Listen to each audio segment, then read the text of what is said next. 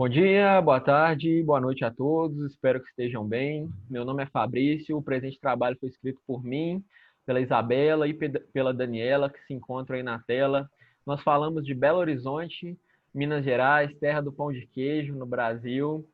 E o título que a gente deu para a nossa pesquisa é Constrangimento Epistemológico. Notas sobre direitos humanos e a ausência de políticas públicas acerca da Covid-19 no sistema penitencial brasileiro.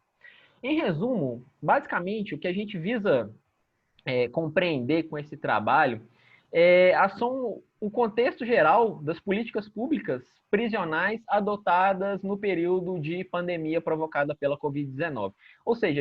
a gente tenta investigar um pouquinho mais de quais foram as políticas adotadas pelo Estado brasileiro, principalmente no âmbito federal, mas também municipal e também estadual, mas principalmente federal, e quais foram os efeitos dessas políticas públicas, ou seja, será que elas tiveram ou não algum impacto de fato na vida dos aprisionados, na vida daqueles que se encontram no sistema penitenciário. E para isso, a gente vai se valer de uma metodologia jurídico-descritiva exploratória, o raciocínio dedutivo e o método teórico, utilizando tanto bibliografia especializada quanto dados oficiais a respeito da disseminação da Covid-19 nos presídios ou no sistema penitenciário em geral.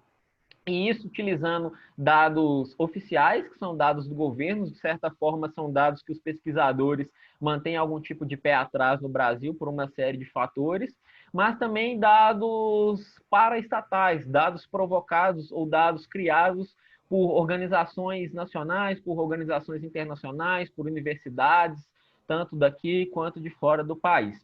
E a ideia desse trabalho é tentar jogar luz, tentar promover um constrangimento epistemológico a respeito desse assunto, e daí a justificativa e o interesse em fazer essa pesquisa. Então, agora eu vou passar a palavra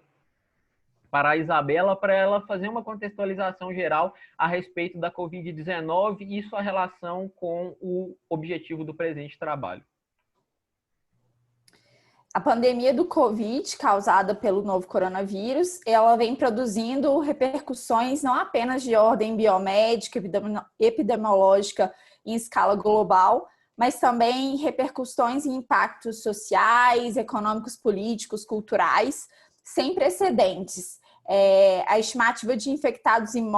mortos com a pandemia concorre diretamente com o impacto sobre os sistemas de saúde e com a exposição de populações e grupos vulneráveis, também a sustentação econômica do sistema financeiro da população, a própria saúde mental das pessoas em tempos de confinamento, né, o temor pelo risco do adoecimento e mortalidade, tendo em vista essa ser uma doença altamente contagiosa e o número de mortos, né, crescendo exponencialmente. Além disso, o próprio acesso, né, a bens essenciais como alimentação, medicamentos, transportes, né, tem causado um pânico social enorme. Além disso, né, como que os governos, né, no geral dos países, têm tratado essa situação. Foi verificada a necessidade de contenção de mobilidade, como o isolamento, a quarentena, como medida de mitigação da velocidade de propagação desse vírus, né, como medida de urgência, até a saída, né, de uma vacina, uma outra medida cabível. Isso gerou, né, além do próprio impacto da doença, uma série de consequências econômicas e sociais com isso. Um desses principais pontos que a gente pode colocar é que o isolamento social ele veio justamente para evitar aglomerações e espalhar de forma exponencial a doença na sociedade, né? O que acontece e vai de encontro direto com o que acontece no nosso sistema prisional brasileiro hoje. Reconhecidamente, o nosso sistema prisional é um sistema de alta aglomeração. Desde 2015, o Supremo Tribunal Federal ele reconheceu que no Brasil o nosso sistema carcerário representa um estado de coisas inconstitucional, que é extremamente degradante e vai de encontro com a dignidade da pessoa humana. As condições de vida em que os presos são submetidos com incessantes violações de direitos humanos, eles são imensos, e não só verticalmente, como até do ponto de vista horizontal mesmo. Então, além dessa superlotação do sistema carcerário brasileiro, em que há apenas 460 mil vagas para 770 mil pessoas, e que faltam possibilidades mínimas, né, adequadas de acesso à saúde, higienização, alimentação. Imagina esse cenário ainda por cima, sob a pressão de uma pandemia provocada pelo Covid-19. A taxa de mortalidade, a taxa de infecção nesses locais aumenta consideravelmente, principalmente quando ataca pessoas que já possuem uma série de enfermidades e condicionantes pré-existentes, como é no caso da maioria da grande parcela, né, da população carcerária, até porque num cenário normal, sem qualquer tipo de pandemia, o cenário já do próprio sistema prisional já é um cenário degradante, que os presos têm pouquíssimo acesso a condições mínimas de saúde e higienização, o que torna todo esse processo ainda mais arriscado para essa população carcerária. Com isso, eu passo a palavra para Daniela, para ela continuar a explanação sobre esse tema. A Isabela vem trazendo um contexto que nós verificamos dentro do sistema prisional brasileiro, e o que eu venho expor agora, no minuto seguinte, é um descompasso entre o tratamento dessa realidade, que era de se esperar que requeresse ali medidas bem efetivas, com o que foi feito em relação à pandemia fora dessa realidade, no contingente populacional geral, fora do sistema prisional. O que está em discussão no mundo todo, desde o início da pandemia de SARS-CoV, o que o coronavírus veio cutucar tanto na comunidade acadêmica como na sociedade de modo geral, são discussões a respeito do valor da vida, a preservação da vida, o viés econômico de se sustentar a preservação dessas vidas, e esse é um aprendizado que a sociedade toda está experimentando agora, e o debate científico também está experimentando agora, e que provavelmente vai ser avaliado e reavaliado ao longo dos anos, né? A gente ainda está passando por essa situação. Aqui no Brasil, a pandemia ainda não está sob controle. Os números ainda são números muito grandes. E se, no mundo todo, num contexto geral, e inclusive no Brasil, a pandemia e a contenção da doença foram merecedores de medidas muito efetivas, apesar das discussões todas sobre a manutenção da economia, de fato houve quarentena, de fato foi recomendado o isolamento social, o uso de máscaras, a higienização com reforço. Em relação ao sistema prisional, a situação era muito mais crítica. As medidas de higiene básicas, elas já não são observadas odiernamente, como disse a Isabela. Numa situação como essa, em que deveria haver reforço, ele acaba sendo inviável, e o isolamento social mais ainda, se considerar que dentro daquela população penitenciária existe um déficit de 300 mil vagas. Significa dizer que onde deveria haver um detento, tem 1, 2, 3, e a aglomeração é algo inevitável. É de se ficar estarrecido observar que as medidas voltadas a esse contingente, a essa população, muito mais carente de medidas efetivas do que de modo geral, foram, de modo contrário, muito mais brandas. Então, o Conselho Nacional de Justiça, ele emitiu algo que não era uma lei, mas foi uma recomendação, a recomendação número 62, como orientativa, como uma diretriz para os magistrados do Poder Judiciário brasileiro flexibilizarem ou mexerem um pouco no que era o contingente que estava ali encarcerado, promovendo algumas alterações nos regimes das prisões para que os presos que tivessem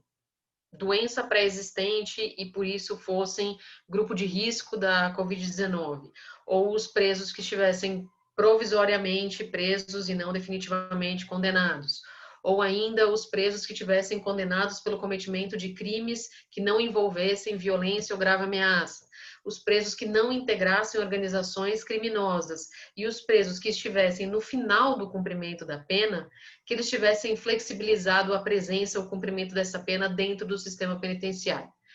É importante ressaltar que essa medida, ela não visa preservar, o que já seria suficiente, mas ela não visa preservar apenas a vida do detento, mas a contenção de uma doença que teria um reflexo na comunidade como um todo. Se você tem um aumento do contágio dentro do sistema prisional, esses presos também vão precisar do mesmo sistema de saúde pública que eu ou qualquer um de vocês poderia precisar. Numa situação corriqueira, numa situação de normalidade, os presos no Brasil, eles já não gozam de um acolhimento no setor de saúde como qualquer pessoa consegue ter normalmente. Eles já têm um atendimento mais precário.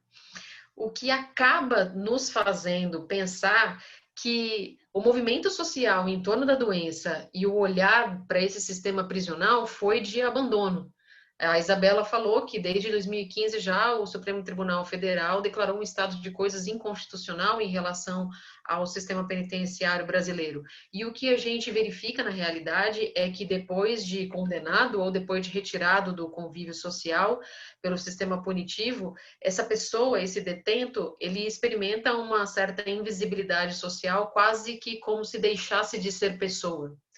Então, a mesma dignidade da pessoa humana, que deveria proteger a todo o corpo social, porque estamos todos sob a mesma Constituição Federal, ela acaba encontrando uma certa imunidade ali, uma certa impenetrabilidade dentro do sistema prisional.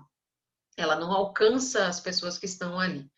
E as medidas que foram recomendadas pelo CNJ, como foram apenas recomendadas, aparentemente não tiveram muita efetividade. Os magistrados, de fato, mexeram em algumas das execuções de pena, mas os últimos dados que foram verificados até a gravação desse vídeo aqui pelo próprio Conselho Nacional de Justiça era que cerca de menos de 5% da população prisional teria sido liberada do cumprimento da pena dentro do sistema carcerário. Em contrapartida, em meados de junho, ainda no começo da pandemia, houve um aumento de 800% na taxa de contágio dentro do sistema prisional, justamente porque ali as condições são propícias para a propagação da doença e não o oposto.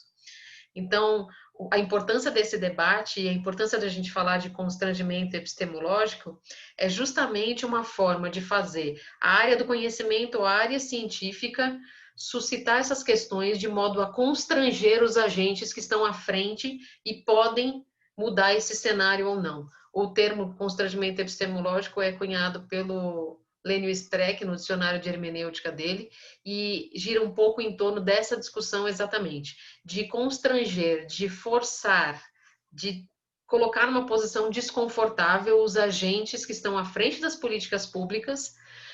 por suscitar esse debate até do ponto de vista constitucional, por se falar de uma afronta a direitos humanos como nunca antes se viu, parecida, porque de fato o que se vê na realidade é que a população, o contingente carcerário, no momento de pandemia, ele foi abandonado, confinado, isolado da sociedade, como se nenhuma interferência aqui tivesse, o que também não é verdade, para sofrer com a doença num curso natural. Se a doença entrar no sistema penitenciário, não existe ali ou máscara ou condição de higiene, ou muito menos uma condição de isolamento social para aquelas pessoas poderem ter a vida preservada. É quase como se dizer que, nesse momento, haveria uma exceção para que uma pena de morte pudesse acometer a nossa população carcerária sem que ninguém fizesse nada por isso, como uma limpeza social oportuna no caso da pandemia. Então, a relevância do trabalho é nesse sentido, de investigar os motivos dessa política pública tão branda, se havia ou se houve nesse período alguma coisa, mesmo regional, nos estados, que pudesse suprir ou que pudesse remediar, mitigar esses efeitos, e quais são as mazelas sociais que vão ser carregadas por essa população, especialmente no contingente dentro dos presídios, para depois da pandemia, para o mundo pós-pandemia, no que nos parece, em primeiro momento, uma afronta aos direitos humanos dos presos. E nós agradecemos a atenção e encerramos por aqui.